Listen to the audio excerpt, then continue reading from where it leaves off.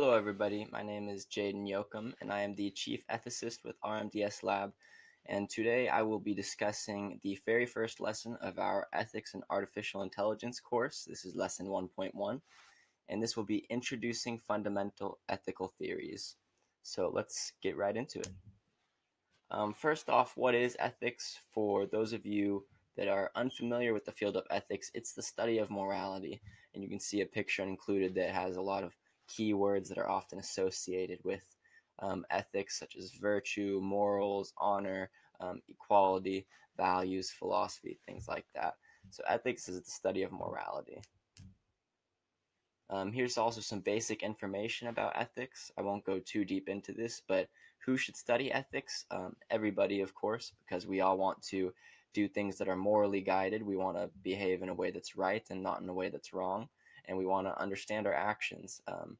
Where did the field of ethics kind of come from? Well, you can really see it has roots in every single culture across the globe, essentially, because you can look at it across religions, in teachings and stuff of different cultures.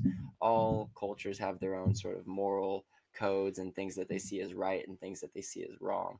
An example you could talk about is in America, we view dogs as being, very close to humans in terms of the respect that we give them. We give a lot of respect to dogs, whereas we kill cows by the billion, right? In somewhere like China, they will eat dog, and in somewhere like India, they place high respect for cows, and they would never think about doing the things that America does to cows. So that's sort of just an example of three different areas that intersect heavily, where the code of ethics seems to vary across cultures. Why is ethics important? Well, it's important so that we can understand our actions and their consequences, and how to behave properly.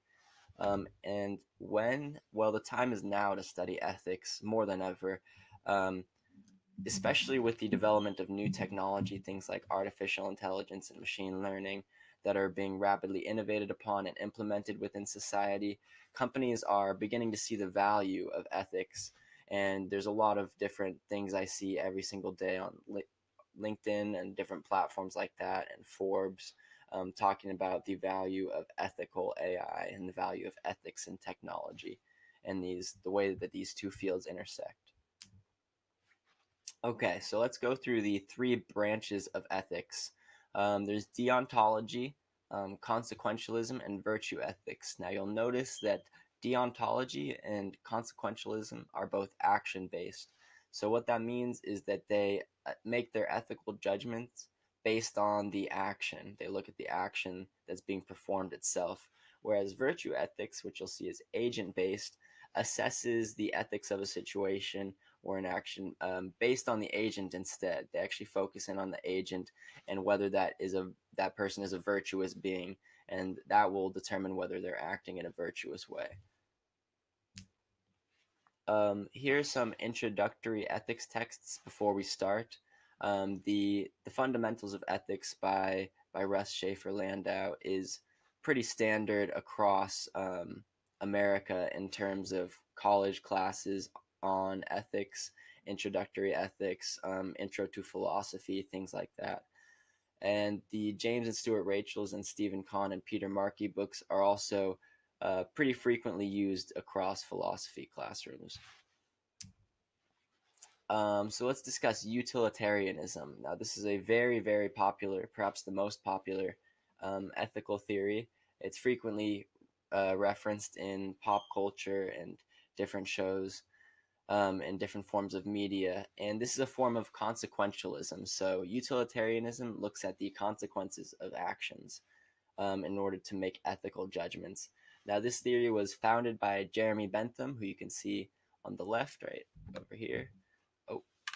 And it was expanded upon. It was really John Stuart Mill who kind of gave it its namesake and expanded upon it heavily and popularized it with his 1863 publication of the same name. So, fundamentals of utilitarianism. This theory is all about maximization. Now, what that means is that the goal of utilitarianism is for something to be maximized. Generally, it's referred to as utility, But what utility is, that depends on the form of utilitarianism. So in hedonism, they would equate good and bad with pleasure and pain, whereas in agapeism, you would actually equate that with love and hate. Good and bad would be equated to love and hate. And Mill's original utilitarianism, which was often referred to as the greatest happiness theory, identified utility as that which maximizes happiness. Now, an important principle of utilitarianism is the social principle, which contends that utility must be measured socially. Now, what that means is if an action brings a great amount of happiness, if that's the form of utility that we're going to use, to one individual, but it doesn't bring much happiness, or it brings, the opposite, unhappiness or pain or whatever you would like to use as that version, to a large number of people, then you have to measure those individuals as being higher than that other individual who's experienced the happiness. So you have to count things as a collective with utilitarianism. Utilitarianism is also a teleological theory that comes from the Greek word telos, which means ultimate aim. And what this means is that it aims to understand morality via the function of certain acts, so the consequences, like I mentioned. Here's some additional literature on utilitarianism. We have on the left, there's John Stuart Mill's original text, Utilitarianism, as well as Jeremy Bentham's right there in the middle. And then P.J. Kelly did a great sort of expansion on Bentham's beliefs, talking about Jeremy Bentham and the civil law. Okay, hopefully everybody knows who that is on the right there. That's Aristotle, or rather a bust of Aristotle. Aristotle was a Greek philosopher in that chain of iconic philosophers that kind of started with Socrates, followed by Plato, and then Aristotle. And Aristotle actually went on to teach Alexander the Great. And so this theory was founded in his work, The Nicomachean Ethics. That's a book named after either his son or his father. They were both named Nicomachus, so there's a little bit of dispute among historians as to whether he was naming it after his son or naming it after his father. But the work of this book would eventually become the basis of virtue ethics, which is a very wide-ranging field of ethics today. So first we'll talk about what virtues are and what vices are. So a virtue, or acting with virtue, is acting in a way that is in accordance with high moral standards. So for Aristotle, that means behaving in a balanced way. You don't want to be too extreme in terms of having deficiencies or excesses within your behaviors. You can kind of see some parallels along the lines of Eastern philosophies. Something like Buddhism, which discusses the middle path, is kind of also about balance and finding the sort of golden mean, as Aristotle refers to it, between extremes of deficiency and excess. So a vice is just exactly the opposite of a virtue. It would be having that deficiency or having that excess. As I mentioned, virtue ethics is agent-based, so it centers in on the individual performing an action as opposed to focusing on the action itself. And this next part is a very important aspect of virtue ethics. You have to meet these requirements in order to achieve virtue, in order to become a virtuous being. You have to practice these repeatedly. You have to act in the right way, in the right place, at the right time, and for the right reasons. Now, it's important that all of those be met, or it's possible that an act will not be virtuous. For example, if you were to act in the right way, in the right place, at the right time, but for the wrong reasons, then that could easily be a not virtuous act if somebody is being motivated by something that's not moral, or by corruption, or by something like monetary reward and stuff like that. And then here's sort of a clarification upon that golden mean term that I was talking about. So you can see we have the deficiency vices and the excess vices on either side. And then the golden mean is that area that's kind of the nice Goldilocks zone in between. So courage, for example, is seen as the mean between cowardice and stupidity. If you have too little courage, you may be a coward. And if you have overflowing courage, way too much courage, you might be behaving stupidly, making ignorant decisions that aren't guided by, well thought out plans. So you can kind of go down the list and see a lot of different examples. Confidence, right, could be arrogance if you have too much of it, but if you don't have enough of it, you might be timid or shy or something like that. And here's some additional literature on virtue ethics. We have Aristotle's The Nicomachean Ethics, Zagzebski's Virtues of the Mind, and then The Practice of Virtue by Welchman. Okay, now let's talk about Kantianism. At this point, I would recommend that if you have not heard of Immanuel Kant, maybe go try watching a video introducing a bit about Immanuel Kant and some of his contributions to philosophy. He was easily one of the most influential philosophers of all time, perhaps mostly for his critique of pure reason, which was seen as a response to David Hume and Hume's very strict empiricism. That was kind of breaking philosophy at the time. But he also worked on ethics, and he worked in a lot of different fields in philosophy. And his work, The Metaphysics of Morals, is what we'll be focusing on today. So Kantianism is another action-based ethical theory. In fact, Kant actually himself believed that all actions could be classified as either right or wrong via a set of universal laws, which he called the categorical imperative. So we'll talk about the forms that the categorical imperative takes right now. You can see here, this is the first categorical imperative. Below we have an image of what I believe that's a Batman comic. I think that's Bruce Wayne and Damian Wayne, but I may be incorrect. But let's get on to the first categorical imperative, which is frequently referred to as the universalizability principle. In Kant's original words, this stated to act only according to that maxim whereby you can at the same time will that it should become a universal law. Now that's very confusing. Kant had very confusing language when he wrote, and philosophers frequently debate about a lot of the things that he was trying to say and what he actually believed within his texts. But I'm going to break this down a little bit further. So what this means is that if you're trying to determine the morality of an action, you can universalize that action. So that's to imagine if everybody were to perform that action, and look for a contradiction between the intention that's motivating the act and its actual consequences.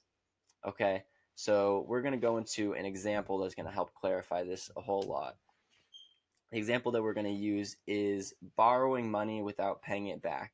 If I were considering that and I wanted to determine whether that would be ethical and whether that would be moral, what I would do is imagine everybody doing that, right?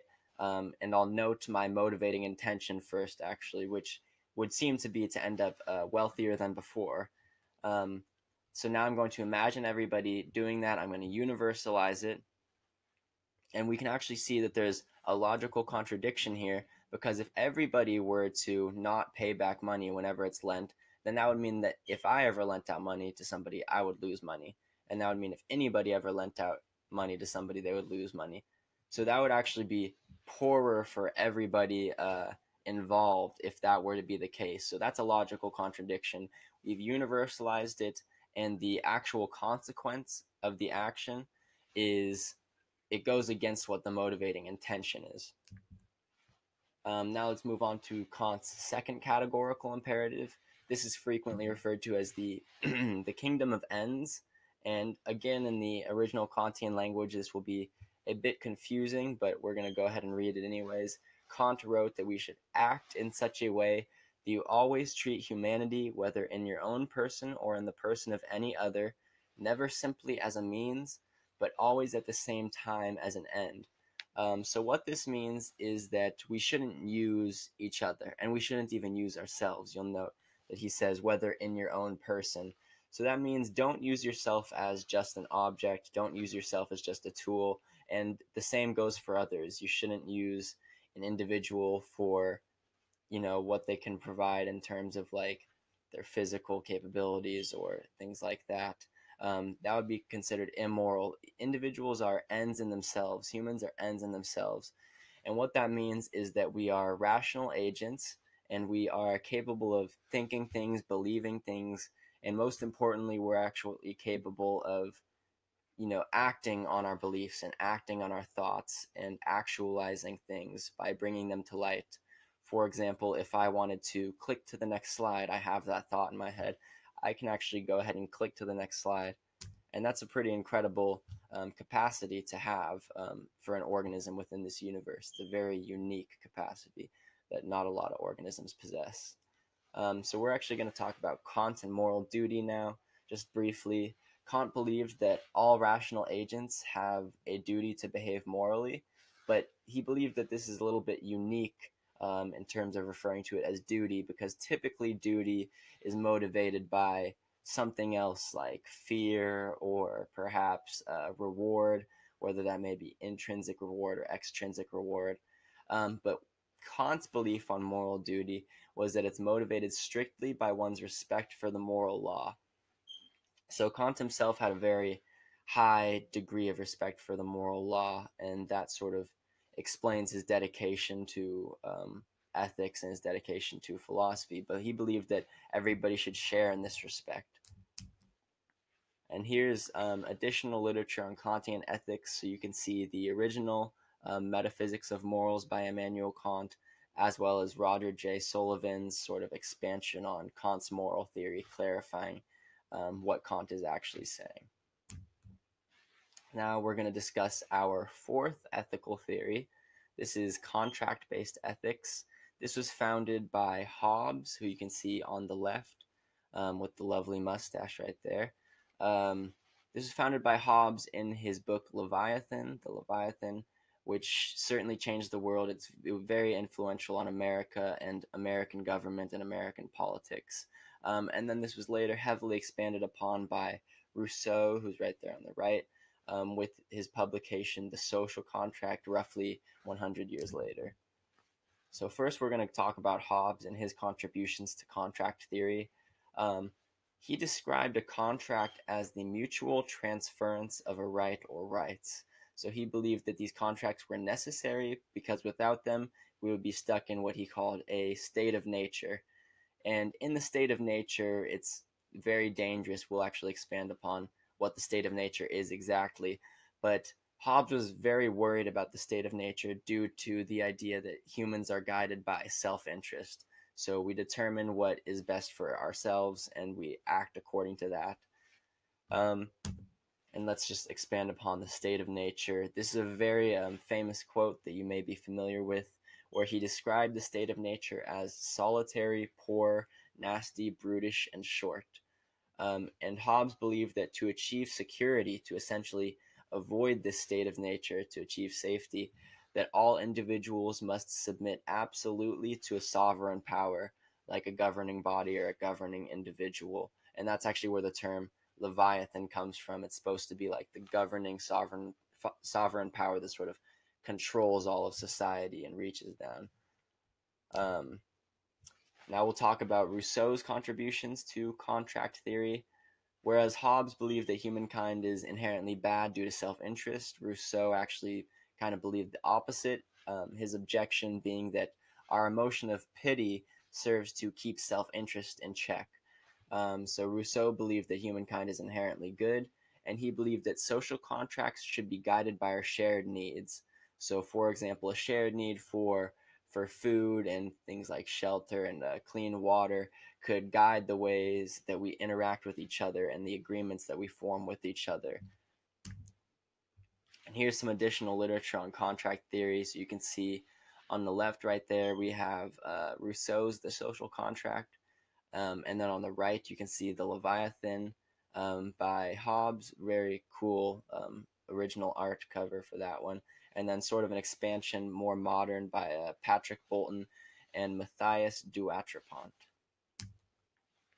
Okay, our fifth ethical theory that we're going to discuss is rights-based ethics. So this was founded primarily by John Locke, who's often considered the father of liberalism, in his original treatise on the government, his first treatise on the government. And his it was greatly expanded upon with his 2 treatises of government within that same year that he published the first one. So let's talk about some of Locke's ideas. The justification for human rights. Locke believed that God created humankind with unalienable rights. Now, if that term seems familiar, that's because you may be familiar with it from a lot of the U.S.'s formal documents, such as the Declaration of Independence, which greatly was influenced by John Locke. Thomas Jefferson plagiarized a large portion of John Locke within that document. As I mentioned, Locke is considered the father of liberalism, which is the political doctrine that takes protecting and enhancing the freedom of the individual to be the central problem of politics. So Locke was very focused on individual rights and individual freedoms. And we'll talk about positive and negative natural rights. Okay, so let me move this out of the way a bit. There we go. Excellent. Positive rights are what you would call claim rights or provisionary rights, essentially meaning that a lot of the time it's being provided to you by others. So the rights to own property, for example, right, that has to be something that's being provided to an individual. That's a claim right. Whereas a negative right, which are one's liberties, one's freedoms, would be something like the right to not be unjustly harmed. We all have the right to not be unjustly harmed by another individual. We have the right to not have our property damaged or stolen. So those are examples of negative rights. The last of which, the right to act without interference, is perhaps the most grand and overarching of these negative rights. And then here you will see some additional texts on rights-based ethics. And that's going to conclude our very first lesson. So to summarize and recap a little bit, we discussed utilitarianism, we discussed virtue ethics, we discussed Kantianism, contract theory, and lastly, rights-based ethics. So in the next lesson, we'll be discussing a little bit more about these theories, primarily some of their common applications, as well as their advantages and disadvantages, and some of the problems that they frequently run into. So I'll see you next time on lesson 1.2. Thank you very much.